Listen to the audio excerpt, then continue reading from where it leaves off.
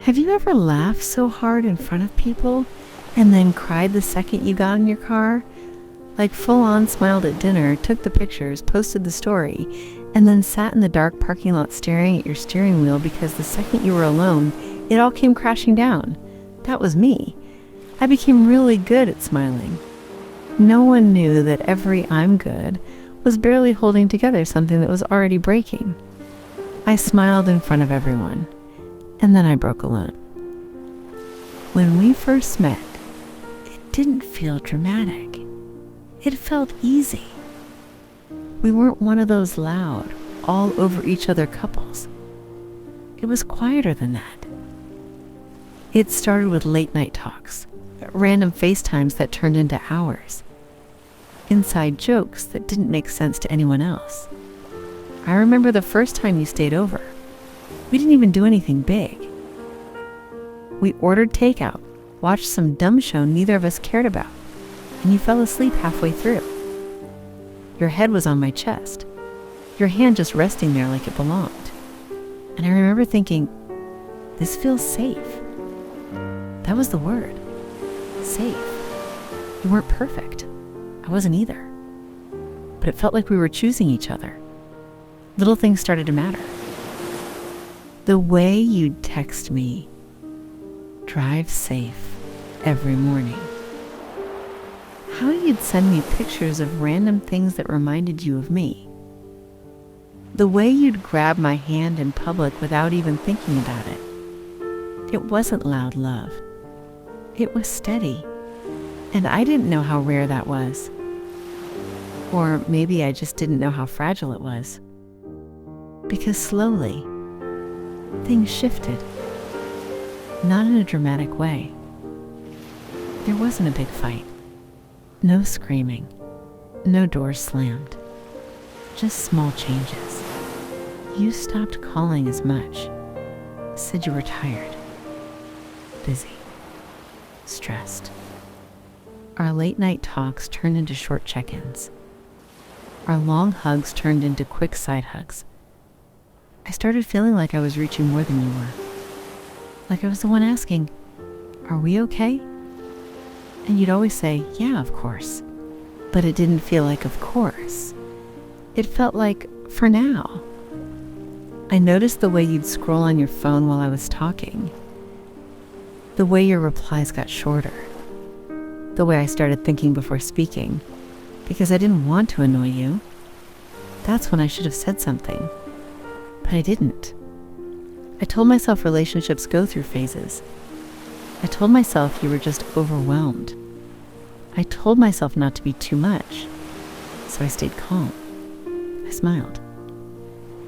In front of friends, we looked fine. We'd show up together. Post pictures. People would comment, "You guys are so cute." And I'd reply with a heart emoji. Because what was I supposed to say? No. Actually, I cry in the bathroom sometimes because I feel like I'm slowly losing him. No one would have believed that. Even you probably wouldn't have. The night everything really broke wasn't loud either. It was quiet. You were sitting across from me, and I was talking about something small. I don't even remember what. And you just looked somewhere else. Not physically. Emotionally. Like you weren't in it anymore. I stopped mid-sentence. And I asked, "Do you even want this?" There was a pause. Too long. And that's when I knew. Before you even answered. You didn't yell. You didn't blame me. You just said, "I don't know if I feel the same anymore." That sentence didn't hit all at once. It sank in slowly, like cold water rising. I nodded. I even said, "Okay." Like I understood. Like I was strong. We sat there talking calmly about timing and where we both are in life. It sounded mature, respectful, healthy. But inside, something shattered. You walked me to my car that night. You hugged me. And it wasn't the same hug. It felt like goodbye. But neither of us said it. I drove home in silence. No music. No tears at first. Just numb. And then I pulled into my driveway. Sat there, hands still on the wheel. And it all hit me. I wasn't losing you that night. I had been losing you for months. I just didn't want to admit it. You didn't text when you got home. That was the first night in almost 2 years that my phone stayed quiet. And I kept checking it anyway. Like maybe it was a mistake. Maybe you'd say, I can't do this. I love you. I was wrong. But the message never came. And that was it. No dramatic ending. No cheating. No big betrayal. Just someone slowly deciding they didn't feel it anymore. And me, still feeling everything. After that, I became really good at pretending. I went to work the next day, smiled, answered emails, laughed at someone's joke in the break room. When my friend asked, "How are you and him?" I said, "We're good." Because I couldn't say it out loud yet. If I said it, it would be real. So I kept it inside. I'd post normal pictures, gym selfies, coffee runs, random quote. People would comment, "You look happy." And I'd stare at that word. Happy. I started blaming myself. Maybe I asked for too much reassurance. Maybe I should have been cooler. Less emotional, less needy. Maybe if I didn't ask, "Are we okay?" so many times, we would have been okay.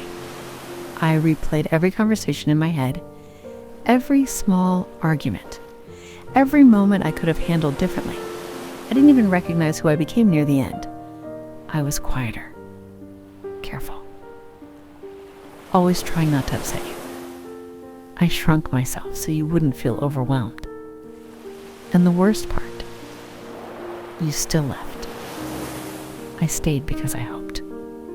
Not because it was perfect. Not because it didn't hurt. I stayed because I kept thinking the version of you from the beginning would come back. The one who looked at me like I was enough. I wasn't asking for perfect. I wasn't asking for grand gestures. I just wanted to feel chosen. Every day. Not tolerated. Not slowly phased out.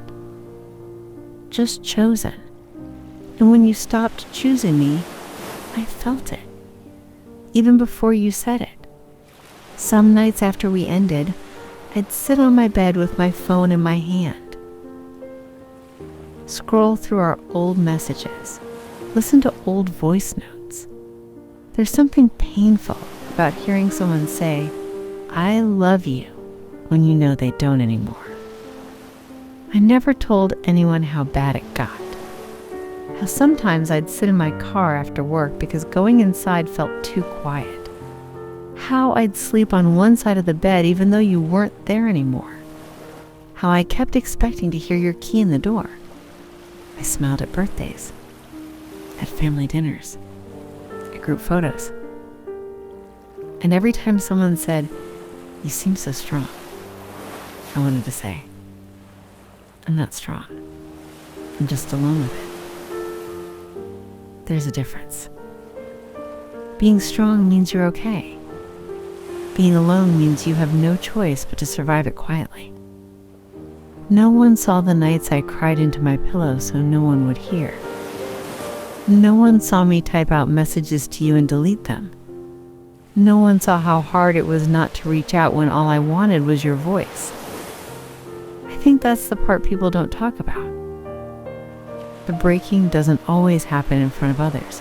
Sometimes it happens in silence, behind closed doors, in parked cars, in dark rooms, with no witnesses. And somehow that makes it heavier, because there's no proof of how much you carried. Just you. And your chest hurting in a way you can't explain to anyone without feeling dramatic. So you don't. You just say, "I'm good." And you smile. And you keep going. even when you feel like you're dragging pieces of yourself behind you. It's been a while now. People think I'm over it. Maybe I am in some ways. I don't cry every night anymore. I don't check my phone as much. But sometimes, I still miss the version of us that felt safe. I miss the feeling of being chosen without asking. I don't hate you. And that almost makes it worse. Because there's no villain in this story. Just two people who started together and didn't end the same way. I learned something, though. Not in a motivational way. Just in a quiet, late-night realization. Love shouldn't feel like you're slowly disappearing. It shouldn't feel like begging someone to stay interested. And if I ever have to shrink myself again to keep someone, I hope I remember how this felt. Not the good parts. But the sitting in the car, hands on the wheel, trying not to fall apart part. I smiled in front of everyone. I really did. But the truth is, the strongest thing I ever did was breaking alone and still waking up the next morning like nothing happened. And maybe that's the saddest part. Not that you left, but that no one ever knew how much it broke me when you did.